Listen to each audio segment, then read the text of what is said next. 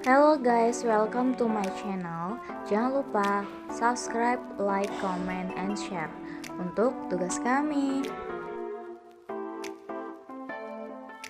Sebelum masuk ke materi, perkenalkan kami dari kelompok tua, diantaranya yang pertama Aisyah Handri Liana Wati Sindu, yang kedua Intan Seliana, dan yang ketiga Miftah Ashabul Nallah. Di sini kami akan membahas materi yang pertama, yaitu siklus akuntansi yang meliputi pengertian dan tahapan-tahapan.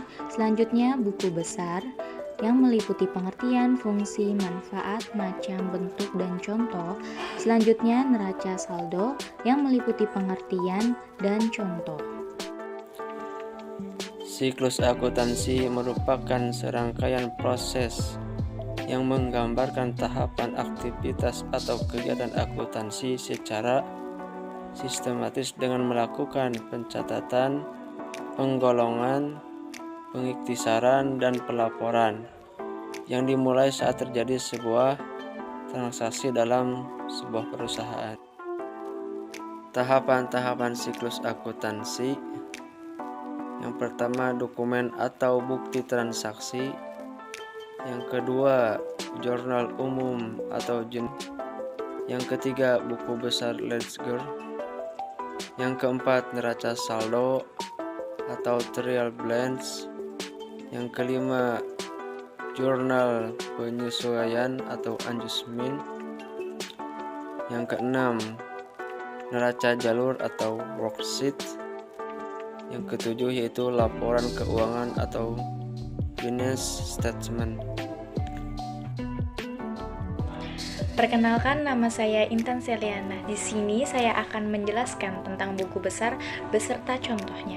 Baik, langsung saya jelaskan. Buku besar adalah buku yang digunakan untuk melakukan pencatatan laporan keuangan yang terbagi dalam jurnal umum dan jurnal khusus.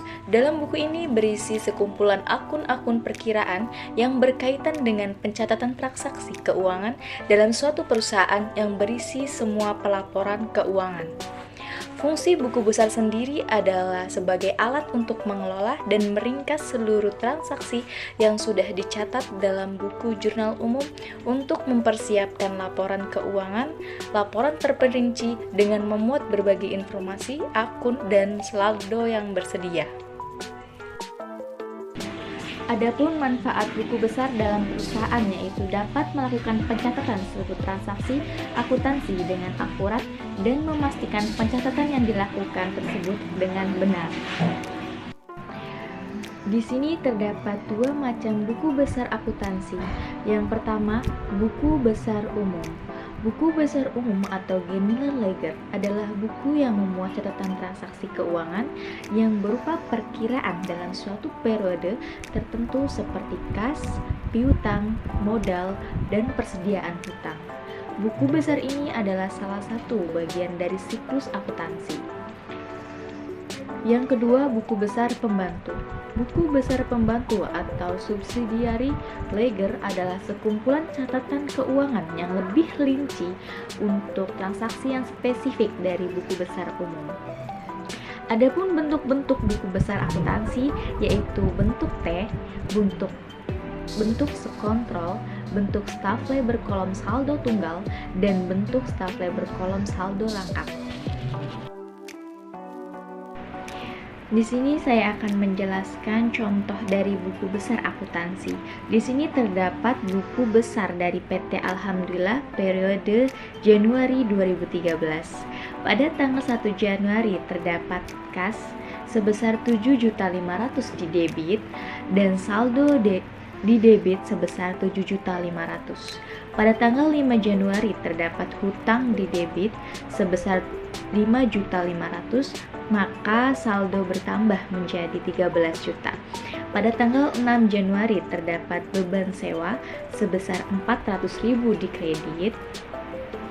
Mengapa dikredit? Karena adanya pengeluaran atau berkurangnya kas, sehingga saldo berkurang menjadi 12.600.000 di debit.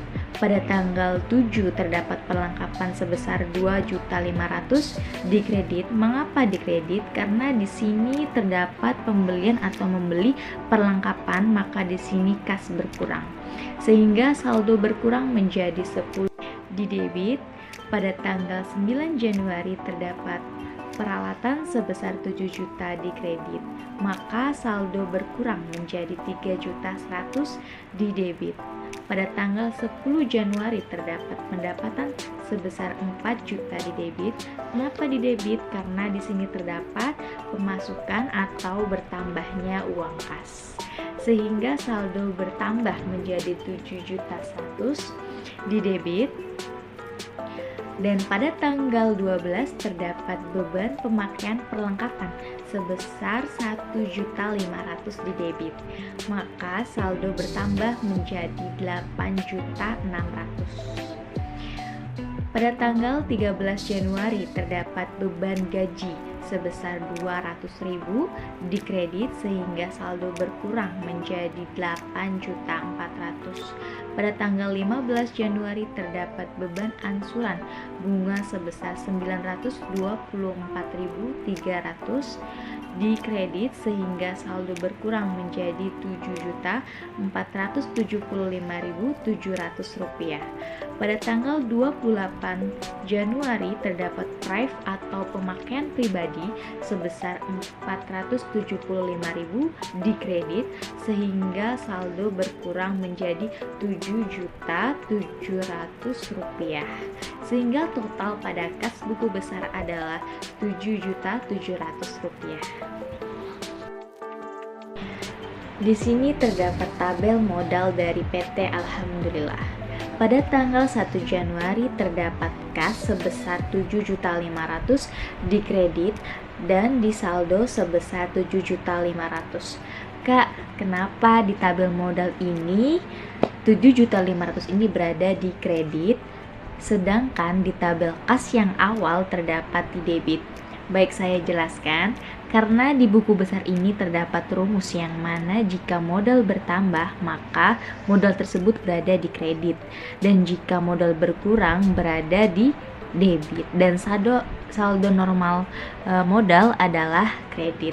Di sini juga terdapat tabel hutang dari PT Alhamdulillah. Pada tanggal 5 Januari terdapat kas sebesar 5.500.000 dan di kredit, dan di saldo sebesar 5.500.000 di kredit. Di sini juga terdapat tabel beban sewa yang mana pada tanggal 6 Januari terdapat kas sebesar 400.000 di debit dan di saldo 400.000 di debit.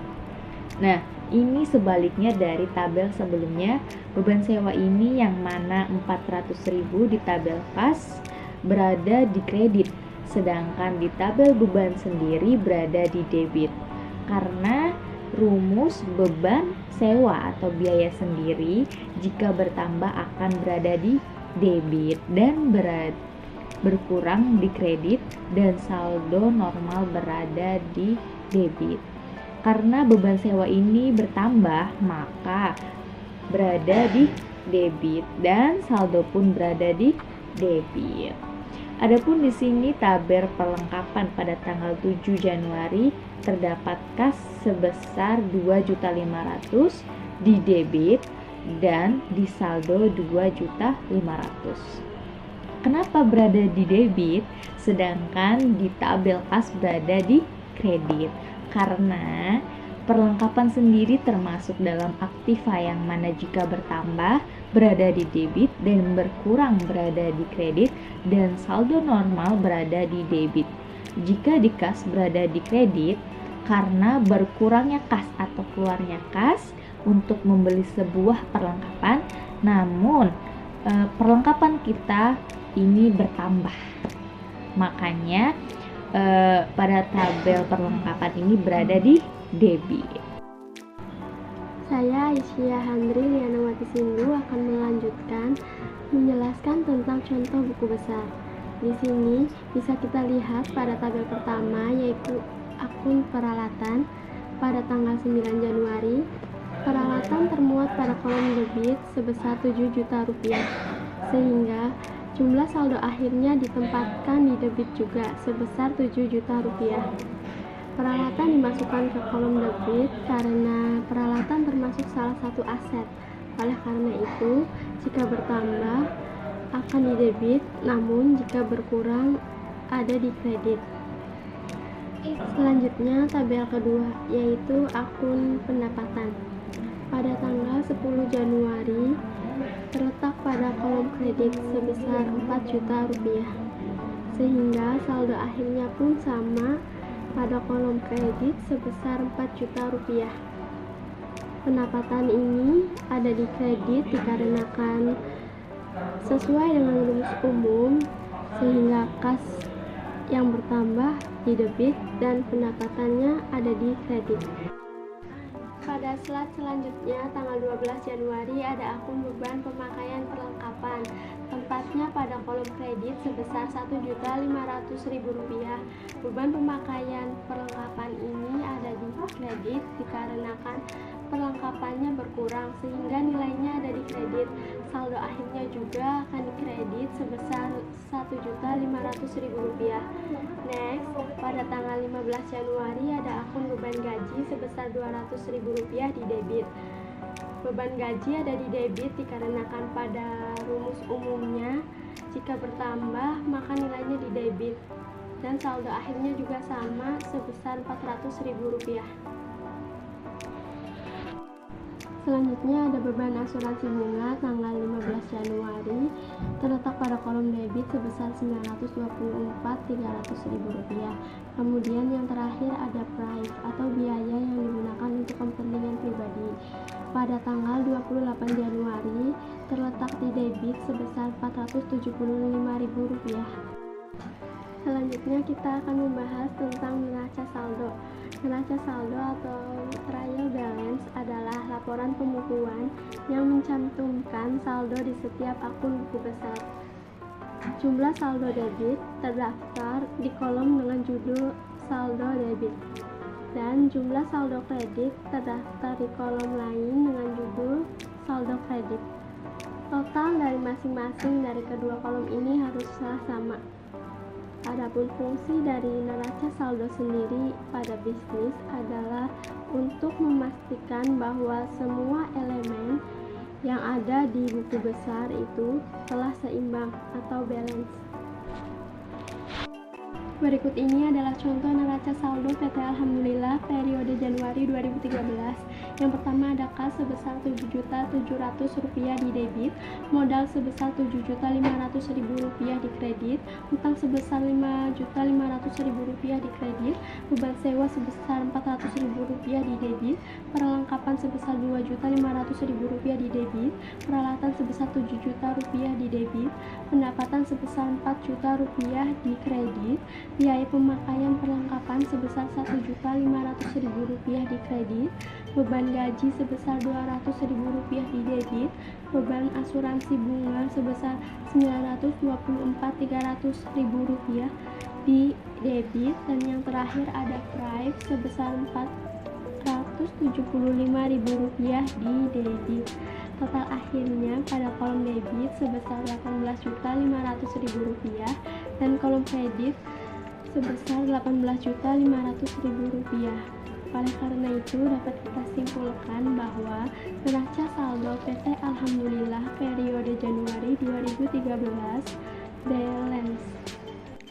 Baik teman-teman, barusan adalah penjelasan dari kami tentang siklus akuntansi, buku besar, dan neraca saldo. Semoga bermanfaat ya teman-teman. Jangan lupa subscribe, like, comment, and share. Terima kasih.